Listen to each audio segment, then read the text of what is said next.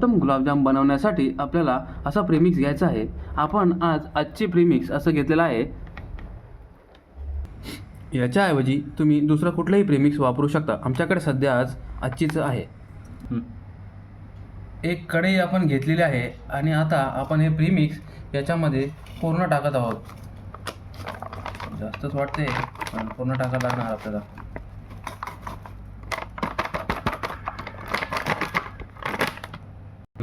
हे आपण दूध आणि थोडंसं पाणी मिक्स करून घेतलेलं आहे. आता आपण थोडं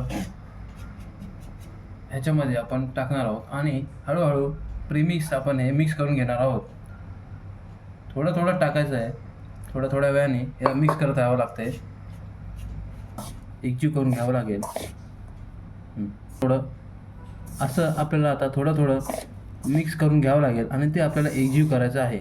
आता पुन्हा आपण थोडंसं त्याच्यामध्ये दूध आणि पाण्याचं मिक्सचर जे आहे हे थोड्या ह्याच्यात आपण टाकणार आहोत. थोडंसं टाकून घ्यायचं आहे आणि आता पुन्हा आपण त्याला मिक्स करतोय.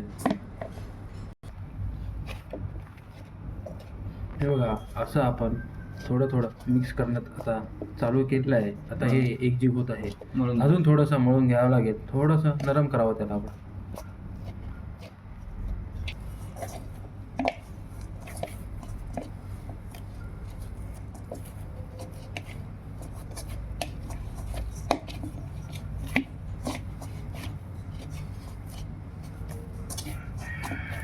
मित्रांनो, आता आपलं प्रीमिक्स मळून झालेलं आहे आणि अशा प्रकारे ते मळून झाल्यानंतर दिसायला पाहिजे किंवा असं नरम एवढं झालं पाहिजे.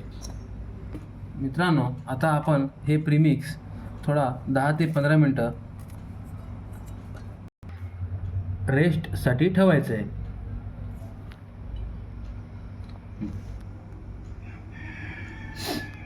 हे बघा, प्रबोधने असं मिक्स करून रेस्टमध्ये ठेवलेलं आहे आणि त्याच्यावरती कढई ढापलेली आहे.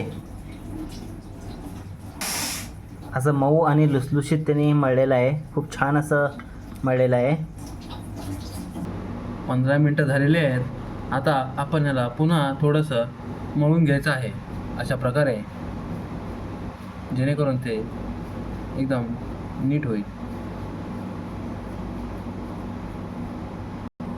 ह्या पिठाचे आता आपल्याला छोटे गोळे करून घ्यायचे आहेत. किमान 35 ते 40 गोळे करून घेऊया. त्यासाठी आपल्याला इथे आपण देशी तूप घेतलेलं आहे. आता थोडं आपण ते घेऊन ह्याचे गोळे बनवायला चालू करूयात. आता असा आपण तूप घेतलेला आहे आणि छोटे गोळे आता आपण त्याचे बनवून घेऊयात. आता आपण याचे छोटे गोळे करून घेऊयात. त्यासाठी आपण असे तुकडे करून घेऊयात. मग त्यामुळे नंतर ते वळायला आराम जातो जरा. हे बघा मित्रांनो, हे असे गोल करून घेतलं पाहिजे. हे बघा, असे छान गोल करून घ्यायला पाहिजे.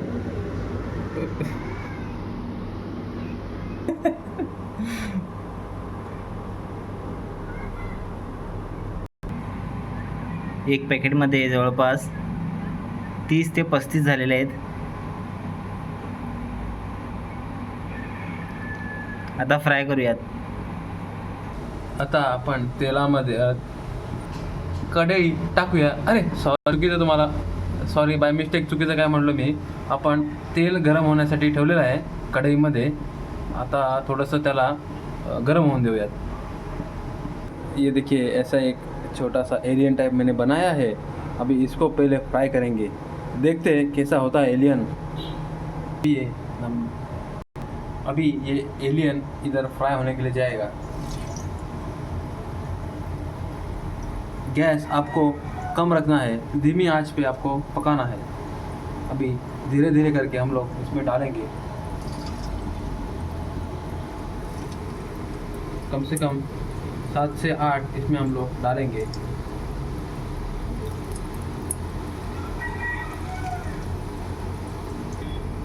आपल्याला गुलाबजाम असे स्टर नाही करायचे आहेत. वरून थोडं आपल्याला असं तेलाचं हे करायचं आहे, जेणेकरून ते चारी साईडून पूर्णपणे भाजून जातील.